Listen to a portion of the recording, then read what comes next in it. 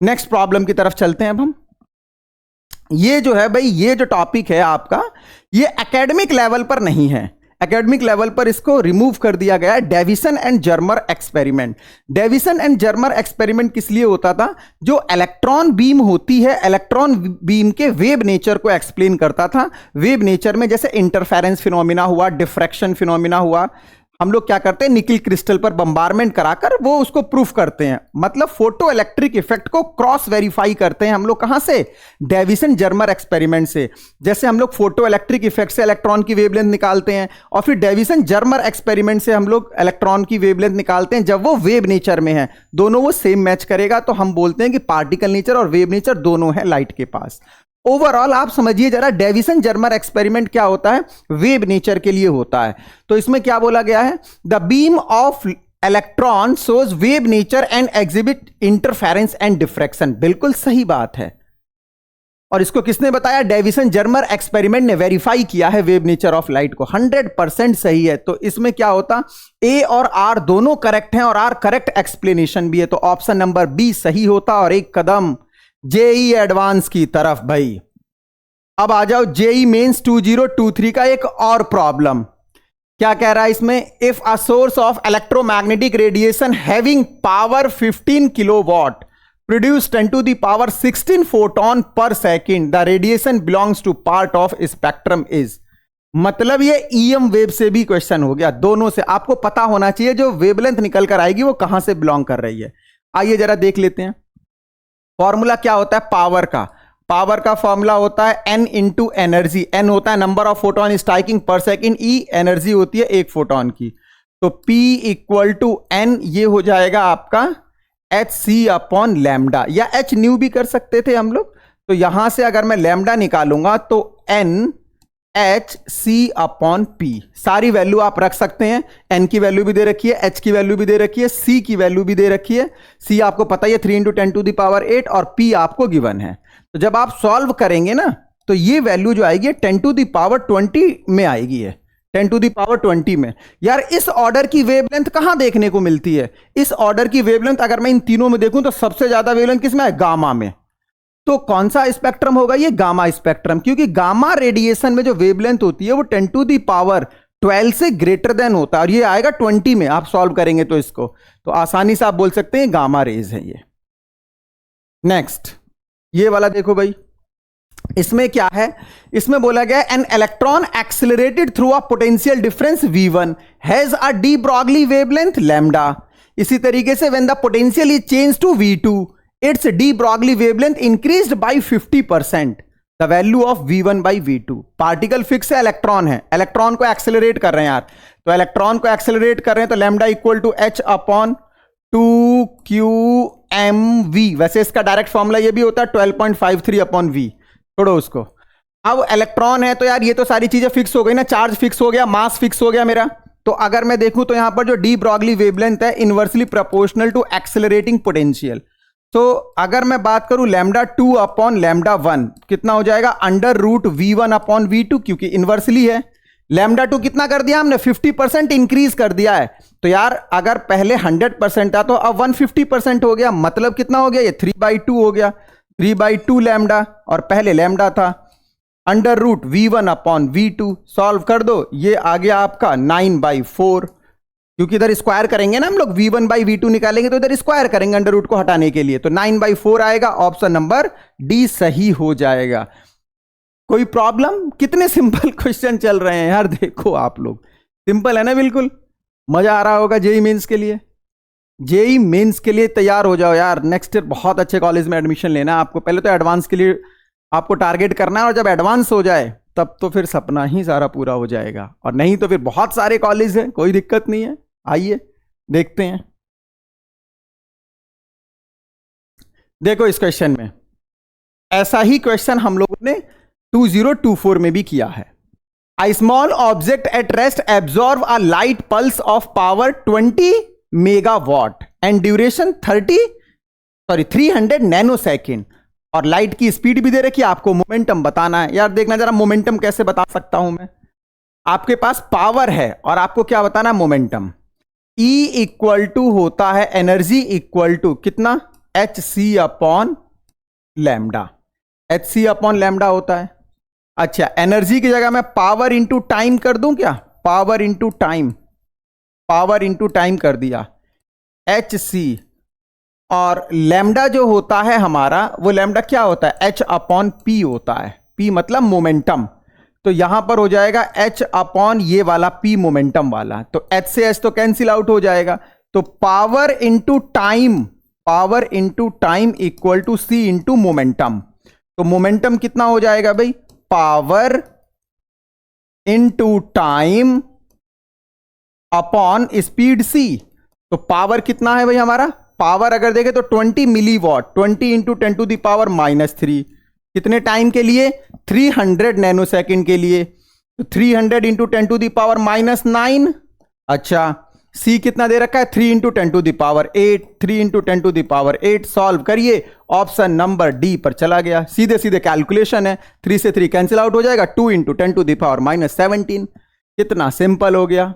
ठीक है, चलिए नेक्स्ट प्रॉब्लम, जेई मेंस 2023। देखो इसमें क्या है, the ratio of de Broglie wavelength of an alpha particle and a proton accelerated from rest by the same potential. भाई पोटेंशियल वाले क्वेश्चंस बहुत पूछे जा रहे हैं मेरे बच्चों। तो लैम्डा इक्वल टू कितना हो जाएगा, ये कितना होगा बताओ, lambda equal to h upon under root 2qmv। ठीक है, पार्टिकल अलग अलग है हमारा, एक अल्फा पार्टिकल एक प्रोटॉन है, तो चार्ज और मास दोनों बदल जाएगा, जबकि हमारा जो पोटेंशियल है वो सेम है। तो फिक्स बिल्कुल। देखो जरा इधर कितना हो गया, lambda proton upon lambda alpha equal to under root कितना हो जाएगा, ये आपका हो जाएगा ये क्यू एम अल्फा का अपॉन क्यू एम किसका, प्रोटॉन का। चलिए करिए जरा, चार्ज कितना होता है अल्फा का 2q, मास कितना होता है 4m, और इसका q इंटू एम। तो ये हो जाएगा अंडर रूट 8/1। इसका रेशियो आ गया lambda proton to the lambda alpha. हमें क्या गिवन है, देखिए जरा इधर आपको गिवन है the ratio of de Broglie wavelength of an alpha particle to the proton. तो भैया अल्फा टू द प्रोटॉन कितना हो जाएगा, अल्फा टू द प्रोटॉन कितना हो जाएगा, अंडर रूट 1/8। आपको दिया है 1/√m, तो m कितना, ये जो हो गया आपका 1/√8। तो ये x की जगह या m की जगह जो भी पूछा गया कितना है, 8 है। तो 8 पर क्लिक करते और एडवांस की तरफ जाते। नेक्स्ट प्रॉब्लम देखिए भाई, देखो ये जो प्रॉब्लम है आपकी जेई मेंस 2023 जनवरी से, इसमें क्या बोला गया है कि आपको थ्रेशोल्ड वेवलेंथ, देखो स्टेटमेंट है the threshold wavelength of photo electric emission from a material is 5500 angstrom. आपको ये थ्रेशोल्ड वेवलेंथ दे रखा है, थ्रेशोल्ड वेवलेंथ 5500 एंगस्ट्रम। अगर मैं नैनोमीटर में करूं तो 550 नैनोमीटर। अब क्या कह रहा है वो, photo electric will be emitted when this material is illuminated with.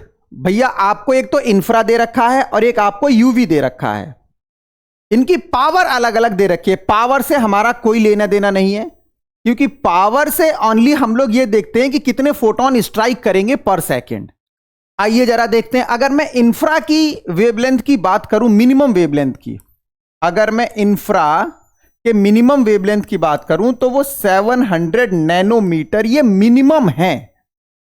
मतलब यहां पर जो एनर्जी बनेगी आपकी वो इससे हमेशा कम ही होगी, क्योंकि ये सबसे ज्यादा एनर्जी इसी पर बनेगी, मिनिमम है ये। अब अगर मैं बात करूं यूवी की, तो यूवी के केस में क्या होता है, जो एनर्जी जाएगा आपका या वेवलेंथ की बात करें 100 से 400 नैनोमीटर में आ सकता है ये। तो आप ये देख सकते हैं कि जो रेंज है, ये रेंज आपकी जो वेवलेंथ, थ्रेशोल्ड वेवलेंथ इतना है। तो ये थ्रेशोल्ड वेवलेंथ का जो कॉन्सेप्ट होगा आपका, ये यूवी रेडिएशन में जा रहा है, ठीक है ना। क्योंकि यहां से आपका क्या हो जाएगा, ये अगर आप इस रेंज में 550 को देखेंगे तो ये जो रेंज होगा, यहां पर जो एनर्जी बनेगी वो यूवी में जो एनर्जी बन रही है उसमें ये लाई कर जाएगा। तो यहां से जो रेडिएशन होगा आपका कहां से होगा, वो यूवी से होगा। तो इसका मतलब यूवी से सी और डी दोनों आ रहे हैं, तो सी और डी के लिए ऑप्शन नंबर सी सही हो जाता। आगे चलिए जरा, ये देखिए आपको दो स्टेटमेंट दिए हुए हैं। इसमें क्या बोला गया, स्टेटमेंट नंबर 1 में stopping potential in photo electric effect does not depend on the power of light source. भैया बिल्कुल सही बात है। स्टॉपिंग पोटेंशियल पावर पर थोड़ी डिपेंड करेगा, स्टॉपिंग पोटेंशियल डिपेंड करेगा कि आप कितनी काइनेटिक एनर्जी दे रहे हैं आफ्टर द थ्रेशोल्ड। तो मेरे बच्चों ये स्टेटमेंट 100% सही है। स्टेटमेंट नंबर 2, इसमें क्या बोला गया? For a given metal the maximum kinetic energy of photo electron depends on the wavelength of incident light. बिल्कुल सही बात है यार। काइनेटिक एनर्जी जो होगी वो एनर्जी पर तो डिपेंड करेगी आफ्टर द वर्क फंक्शन, और वेवलेंथ का मतलब एनर्जी, फ्रीक्वेंसी का मतलब एनर्जी, ये भी सही है। देखना जरा स्टेटमेंट 1 और 2 दोनों करेक्ट है। कहां पर ये ऑप्शन? सी में आपको नजर आ रहा है। सी पर क्लिक करते एक कदम एडवांस की तरफ होता। नेक्स्ट प्रॉब्लम को अगर हम देखें, इसमें देखिए, electron beam used in electron microscope when accelerated by a voltage of 20 kilovolt has de Broglie wavelength lambda naught.